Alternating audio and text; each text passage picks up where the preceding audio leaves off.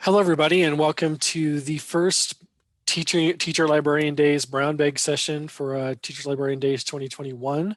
My name is Keith Patterson. I'm the Associate Director of the Teaching with Primary Sources Western Region, and I'm going to be joined by my colleague.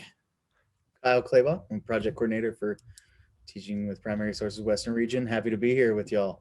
Like I said, we both work for the Teaching with Primary Sources Western Region. So we help put the conference together, and we also just happen to be lucky to be hosting the first Brown Bag session today, talking about what's new at the Library of Congress. We can move forward. And as many of you probably know, the Teaching with Primary Sources grant is a project that's based in the Library of Congress. And basically our mission is to promote the resources at the Library of Congress, especially those at the Library of Congress website, and then also to help teachers effectively use those resources in the classroom. So that's kind of the general idea of our grant, and the spirit of Teacher Librarian Days is really to show some of the diversity of thinking and ideas of how to use those resources in the classroom. And just as a bit of a background, we're going to talk a lot about what some of the new stuff at the Library of Congress is, but in case you're not familiar with the Library of Congress, I just wanted to pass along just a little bit about the Library of Congress and its history. So the Library of Congress, as you probably know, is in Washington, D.C. and is the nation's library, and also serves as a library for Congress, the United States Congress. It was originally founded in 1800, right at the beginning of our country, and it was burned down in the original Capitol building in 1812, and then it was recreated with Thomas Jefferson's books in 1815, and today it has well over 170 million items in its collections. And that collection is incredibly diverse, and it includes all those things there, manuscripts, books, and all sorts of audio and video, music, 3D objects. It kind of covers the gamut. It's not just books. And with, again, millions and millions and millions of those things being available to everyone in the world, and especially the citizens of the United States, because it is our nation's library. So those things are available on the Library of Congress site. And in the spirit of that, we're actually going to go and hop on to the Library of Congress site and show you some of the latest and greatest things that the Library of Congress has to offer. We generally in our work will go a little more in depth into some of the very vast collections and resources that are available there. But for our purposes here, we have just a short amount of time, and we are going to just highlight on some of the latest and greatest things that maybe you haven't seen before. And I think we're going to start off with the teachers page, which I think Kyle is going to help us with today. Yeah, so right there on the main page, loc.gov is the website you'd go to. Under the slider here, you'll see a teacher's link. And this is going to have a lot of your teacher resources, especially if you're a new teacher, you're just getting started with primary sources, but also for veteran teachers looking for teacher resources and classroom materials and things like that. So it's loc.gov/teachers. There's the full URL if you'd like it there as well. This left side is the left side menu. We'll show you some options here. I want to highlight just the Teaching with Primary Sources Partner Program and show you that this is a nationwide program where we host grants and professional development for K-12, K-16 teachers across the nation. So we're the Western region, and you can find all of our different contact informations on here, whether you're in the Eastern, Western, or Midwestern United States. This getting starting with primary sources link here at the top is also a really nice one for all your teacher resources. So you'll see on the left side, the teacher's guides and analysis tools, some help finding primary sources, distance learning. So this is ideas on using primary sources in the remote classroom, how they fit into the standards, how you cite them, some other information there too. I'll just quickly overview this teacher's guides and analysis tools. This is the foundational kind of primary source analysis tool for the Library of Congress, observe, reflect, question. And you'll see this used multiple times in different kind of ways and adaptations throughout the conference to this week as well.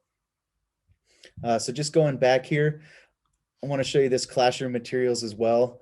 These primary source sets, phenomenal resource that have been curated by teachers for teachers surrounding important and prevalent topics that are commonly taught in the in the K-12 classroom today. So we have all these different topics here. I'll just show you. Here's baseball across a changing nation. So what they'll do in each of these primary source sets is they'll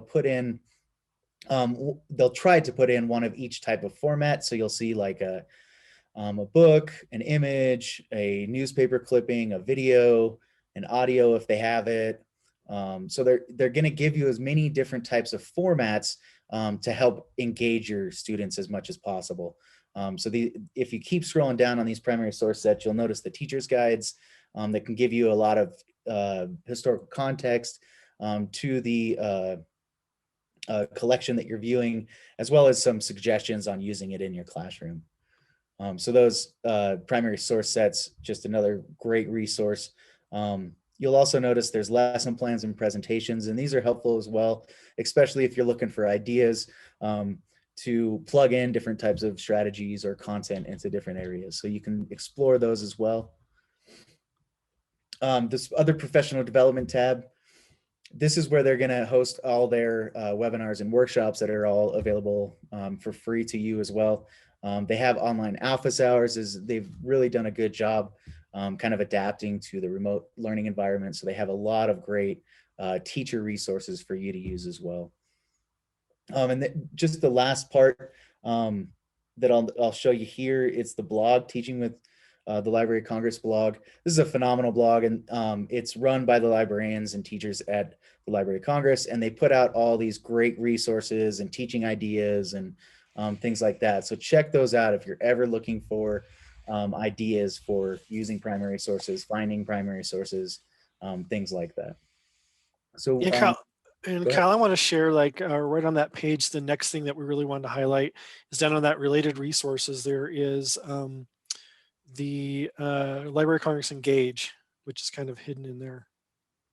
Unless it got moved earlier today. Nope, it's right there. Right there.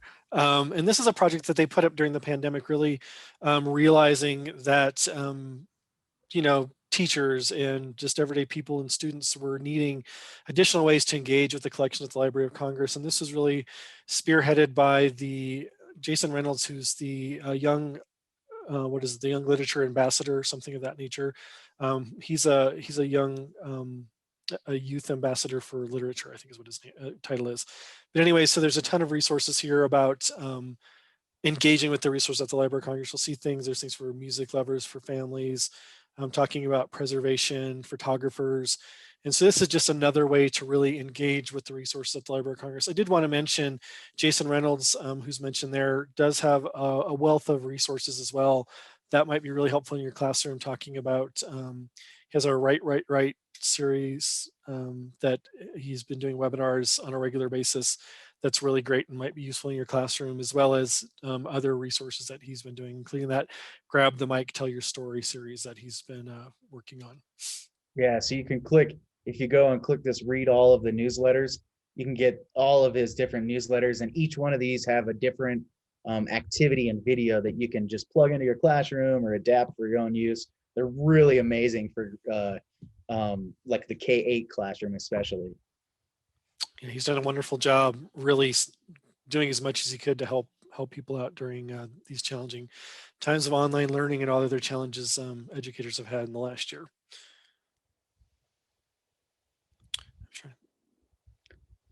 So let's see, the next part is research guides, and these are really cool, and they keep adding to these. And sadly, the only way that we found to get to these is to click the more button.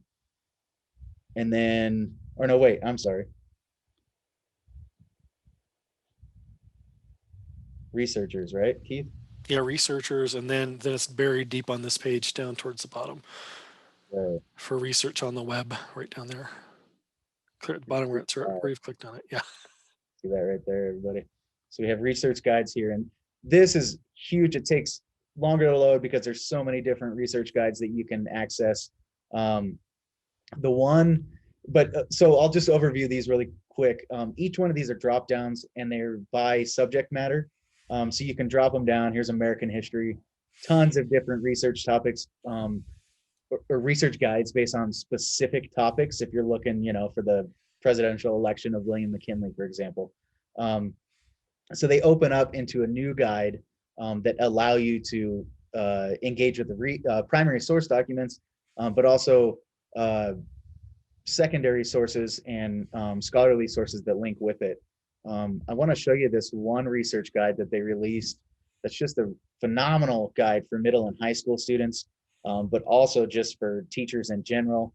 Um, you can see here on the left side, um, the way they go about doing this is really breaking it down for students so that they can understand, you know, what goes into social studies in general, looking at primary source documents, what's the difference between secondary sources, how do you search for it, how do you find it, what are some good keywords to search, um, how do I search the website? There's a great breakdown on like the different faucets and the parts of the website that the students can go through, and be helpful for you as well if you haven't ever navigated the Library of Congress website before.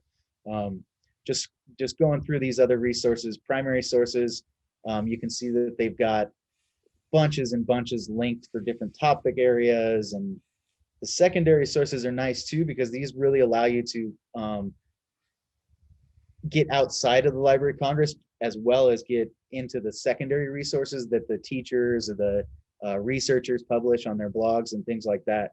So definitely check out the research guides, and this middle to high school students guide in particular. Yeah, that's just one of hundreds of them. And it's also easy, just guides.loc.gov.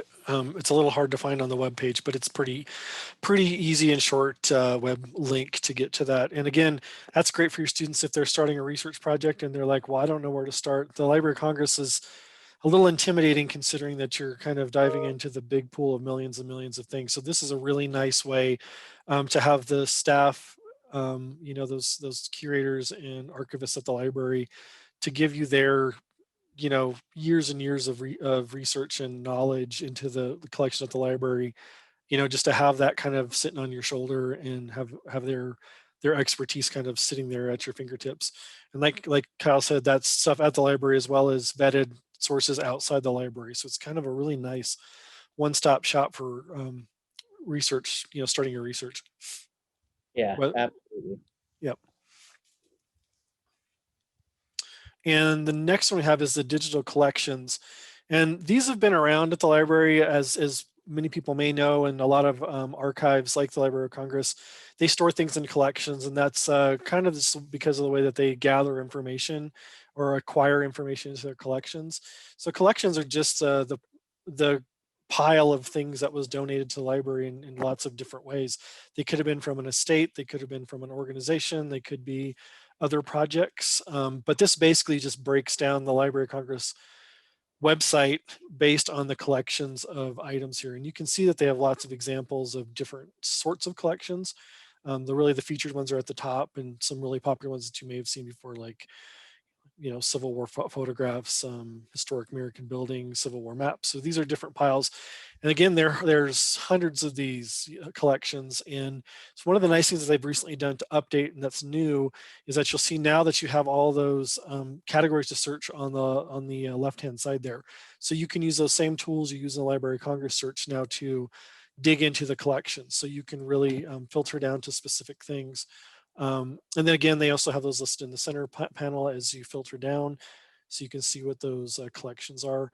And you may ask why you would even search this way, but we find it's kind of interesting. Your research may not make connections if you're just searching for keywords, but sometimes searching again in the collections, you can find a lot of interesting related things that you may never have found otherwise by looking at the other items that were donated at the same time to the library, or related things that were donated to the library.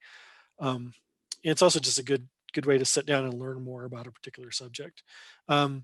We did want to talk specifically about Chronicling America, which has been around at the Library of Congress for a really long time, but they're really updating it and doing a lot of work to it. And as recently they've added, well over 1 million additional new pages of newspaper and expanded that collection out even further than it was before, now going back to 1777 and clear up to 1963. So the collection continues to get larger and larger and span more of history. So it really allows you to, take that time machine and read newspapers back from, the very birth of our country clear up into, fairly modern times. Obviously, copyright prevents them from having all newspapers up, up into modern times and especially into the copyright years, but they do have and continue to add newspapers as it allows. So that's always a nice thing to look into from the digital collections area. Just to highlight a couple things at Chronicling America. So there, you can search Chronicling America through Google. It'll be the first thing that comes up. But this 100 years ago today is a cool resource that you can. Every day it has a different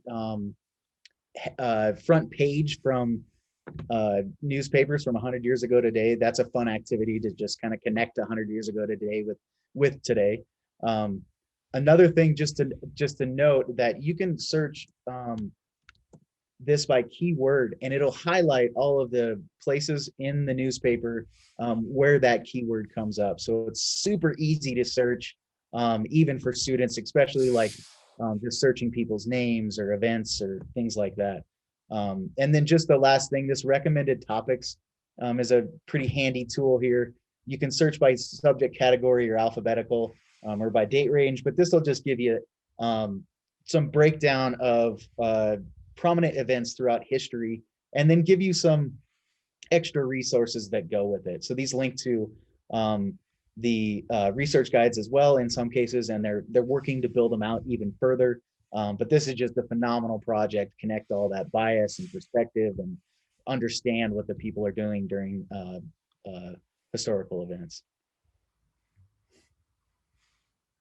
So yeah, so that's the digital collections, and like I said, another way to search the Library of Congress collections besides just using the regular search features. The next one is kind of a little bit different project. As you may or may not know, the U.S. Poet Laureate is based out of the Library of Congress, and the Poet Laureate for this year is Joy Harjo, who is a Native American poet, and she is the first Native American poet to be the Poet Laureate. Kyle and I actually happened to be out at a meeting at the Library of Congress before the pandemic, and got to see her inauguration and her concert, because she's actually a poet and a musician. But her signature project is this Living Nations, Living Words, and where she has been collecting up and coming Native American poets and collecting their work in one place, so it can be preserved at the Library of Congress, so their voices can be heard and preserved at the Library of Congress, and has this actual special website that's called Living Nations, Living Words, and has a map. And I think you can get to it. If you scroll down, there's a link to the map in there down at the highlight section. So it has this really, it's a little story map, an Esri story map, but allows you to kind of just scroll through and read about the project. And if you scroll just a little further, then you can start zooming in. Yeah, check this out. They have it from every state, local Native American artists. Phenomenal project. And if you just click plus on it, you can kind of get down and see Colorado.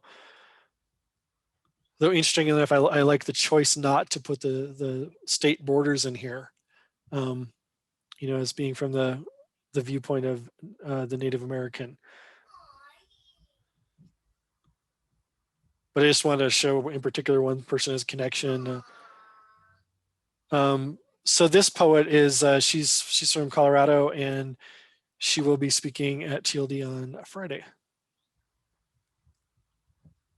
A little sneak peek.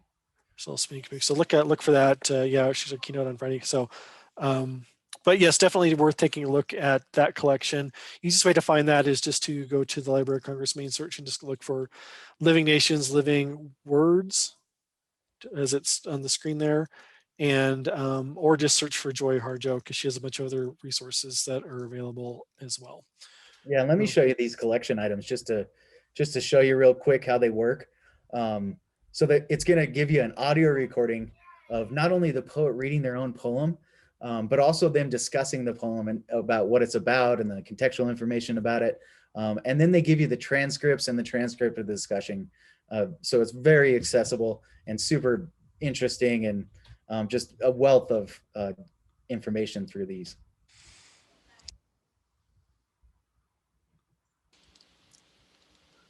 So the bonus one we want to show you is the crowds.loc.gov. And we've shown this often before. Oops, did I type in the wrong? Oh, I'm sorry. It's not crowds, it's crowd.lsc.gov. So this is all about transcribing and crowdsourcing knowledge and resources from the Library of Congress. And they've done a really phenomenal job of transcribing all of these handwritten documents from the past, so that they're accessible and easily searched as well. So I challenge you to go on here and tinker, challenge your students to go on here and tinker and try to transcribe some handwriting, see what it looks like. Try it out. But they've completed so many amazing projects this year, from Elizabeth Cady Stanton papers, letters to Lincoln, Susan B. Anthony, George Washington papers, Alan Lomax collection, the Branch Rickey challenging the game collection, just tons and tons of campaigns that they've already finished, but still more to be finished, and just a phenomenal resource. Anything else you wanted to say about this, Keith?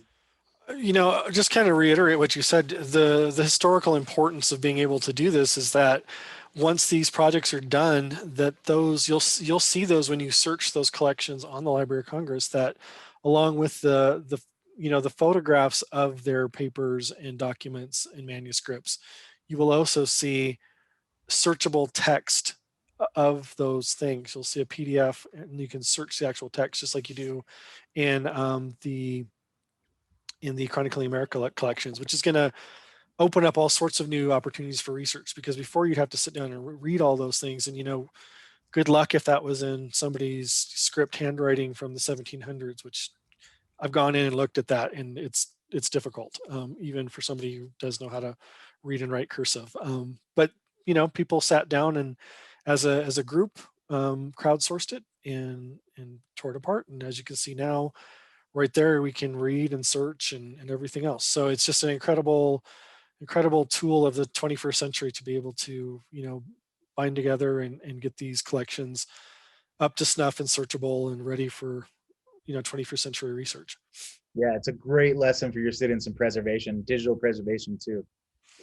And really, you can then say that, that your work is forever then preserved in the Library of Congress, that effort to help do that work, whether, a lot of it or just a little of it.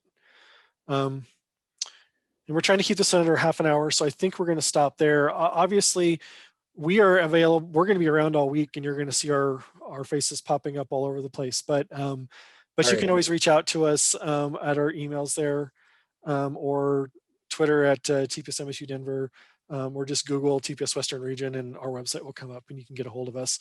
I did want to mention that, like I said, we'll be around all week, and we do this work year round, and we have granting funds available for organizations who want to do work like this. And there's more information available at the Library of Congress site or at our website at the TPS Western Region.